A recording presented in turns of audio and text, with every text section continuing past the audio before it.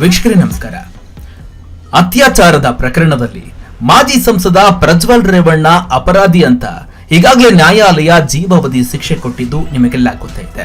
ಆದರೆ ತನಿಖಾ ಹಂತದಲ್ಲಿ ಸಂತ್ರಸ್ತ ಮಹಿಳೆ ದಿಟ್ಟವಾಗಿ ನಿಂತಿದ್ದು ಎಸ್ಐಟಿ ತನಿಖೆ ಪ್ರಾರಂಭದಲ್ಲಿ ಎದುರಿಸಿದ ಸವಾಲುಗಳು, ಪ್ರಜ್ವಲ್ ರೇವಣ್ಣ ಕುಟುಂಬದವರು ಸಾಕ್ಷಿ ನಾಶ ಮಾಡುವುದಕ್ಕೆ ಹೇಗೆಲ್ಲ ಪ್ರಯತ್ನ ಪಟ್ಟಿದ್ರು, ಜೊತೆಗೆ ಪ್ರಜ್ವಲ್ ರೇವಣ್ಣ ಮಾಡಿದ 2000 ವಿಡಿಯೋಗಳಲ್ಲಿ ಎಲ್ಲೂ ಸಹ ಆತನ ಮುಖವನ್ನ ತೋರಿಸೇ ಇಲ್ಲ. ಹೀಗಿದ್ರು ಈ ಪ್ರಕರಣವನ್ನ ಹೇಗೆ ಭೇದಿಸಿದ್ರು ಗೊತ್ತಾ? ಹೇಳ್ತಾ ಹೋಗ್ತೇನೆ, ಬನ್ನಿ ವೀಕ್ಷಕರೇ.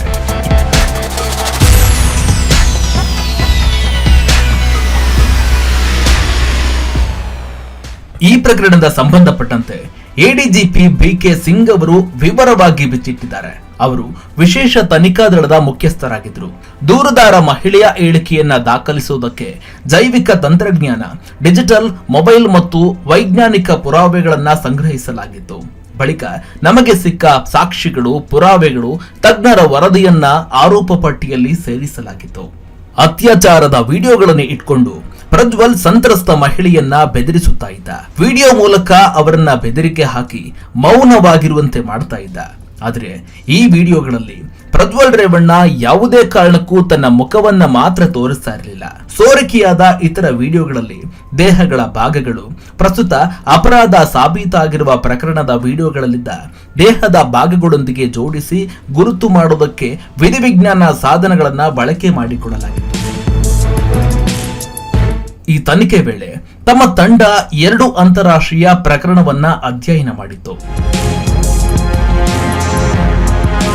ಸ್ಪ್ರಿಂಗರ್ ಮತ್ತು ಟರ್ಕಿಯ ಜನರಲ್ ಆಫ್ ಫಾರೆನ್ಸಿಕ್ ಮೆಡಿಕಲ್ ಜೊತೆಗೆ ಫಾರೆನ್ಸಿಕ್ ಸೈನ್ಸ್ ವಿಧಿವಿಜ್ಞಾನ, ಔಷಧ ಮತ್ತು ರೋಗಶಾಸ್ತ್ರದ ಮೂಲಕ ಶಿಶ್ನದ ಚಿತ್ರ ಹೋಲಿಕೆ ಮಾಡಿ ಅಪರಾಧಿಯನ್ನ ಗುರುತಿಸಲಾಗಿತ್ತು. ಈ ನಿಟ್ಟಿನಲ್ಲಿ ನಾವು ಕೂಡ ಅದೇ ತನಿಖೆಯನ್ನ ಆರಂಭ ಮಾಡೋದಕ್ಕೂ ಮುನ್ನ ಈ 2 ತನಿಖೆಗಳನ್ನ ಅಧ್ಯಯನ ಮಾಡಿದ್ದೆವು. ಆದರೆ ಸರ್ಕಾರಿ ಆಸ್ಪತ್ರೆಯ ವೈದ್ಯರು ವೈದ್ಯಕೀಯ ನೀತಿಶಾಸ್ತ್ರದ ಉಲ್ಲಂಘನೆಯನ್ನ ಉಲ್ಲೇಖಿಸಿ ಪ್ರಜ್ವಲ್ ಅವರ ಜನನಾಂಗದ ಛಾಯಾಚಿತ್ರವನ್ನ ತೆಗೆದುಕೊಳ್ಳುವುದಕ್ಕೆ ನಿರಾಕರಣೆ ಮಾಡಿದ್ರು. ಹೀಗಾಗಿ ತನಿಖೆ ಆರಂಭದಲ್ಲಿ ಸ್ವಲ್ಪ ಹಿನ್ನಡೆ ಎದುರಿಸಬೇಕಾಗಿತ್ತು. ಅಪರಾಧಿಯನ್ನ ವೈದ್ಯಕೀಯವಾಗಿ ಪರಿಶೀಲಿಸುವ ಮುನ್ನ ವೈದ್ಯರು ಛಾಯಾಚಿತ್ರ ತೆಗೆದುಕೊಳ್ಳುವ ಅಧಿಕಾರ ನಮಗೆ ಇಲ್ಲ ಅಂತ ಹೇಳಿ ಬಳಿಕ ಬಲವಾದ ಕಾರಣಗಳನ್ನ ಉಲ್ಲೇಖಿಸಿ ಎಸ್ಐಟಿ ನ್ಯಾಯಾಲಯದ ಅನುಮತಿಯನ್ನ ಕೋರಿ ನ್ಯಾಯಾಲಯದ ಅನುಮತಿಯೊಂದಿಗೆ ಅತ್ಯಾಚಾರ ವಿಡಿಯೋದಲ್ಲಿನ ಪುರುಷ ಅಂಗವು ಪ್ರಜ್ವಲ್ ಅವರದ್ದೇನಾ ಅಂತ ಪರಿಶೀಲನೆ ಮಾಡುವುದಕ್ಕೆ ಛಾಯಾಚಿತ್ರಗಳನ್ನ ತೆಗೆದುಕೊಂಡು ವಿಧಿವಿಜ್ಞಾನ ಇಲಾಖೆಗೆ ಕಳುಹಿಸಿಕೊಡಲಾಗಿತ್ತು.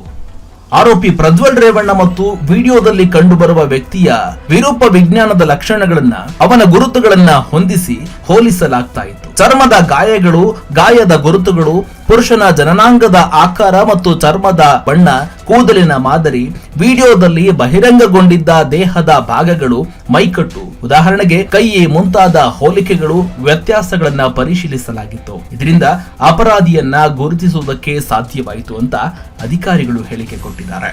ಮತ್ತೊಂದು, ಹದಿಹರಿಯದ ಹುಡುಗಿಯೊಬ್ಬಳೊಂದಿಗೆ ತನ್ನ ಜನನಾಂಗದ ಛಾಯಾಚಿತ್ರವನ್ನ ಪ್ರಜ್ವಲ್ ಆನ್ಲೈನ್ ನಲ್ಲಿ ಹಂಚಿಕೊಂಡಿದ್ದ.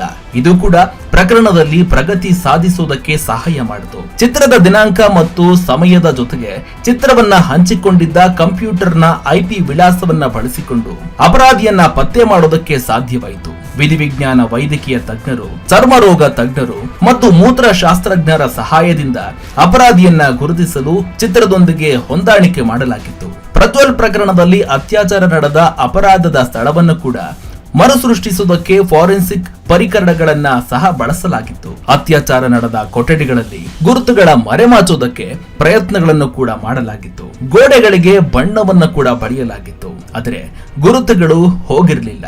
FSL ತಂಡವು ಬಹಳ ಎಚ್ಚರಿಕೆಯಿಂದ ಎಲ್ಲವನ್ನು ಕೂಡ ಪರಿಶೀಲಿಸಿತ್ತು. ಅಂತಿಮವಾಗಿ ನಮಗೆ ಸಾಕ್ಷ್ಯ ದೊರಕೇ ಬಿಟ್ಟಿತ್ತು.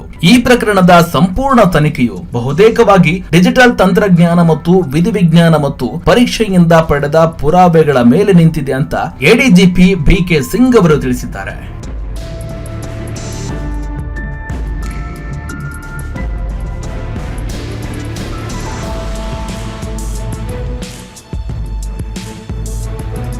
ನಮ್ಮ ವಿಜಯವಾಹಿನಿ ನ್ಯೂಸ್ ಚಾನೆಲ್ನಲ್ಲಿ ಪ್ರಮೋಷನ್, ಜಾಹೀರಾತು, ಅಡ್ವರ್ಟೈಸ್ಮೆಂಟ್ ನೀಡಲು ಸಂಪರ್ಕಿಸಿ 9535808456.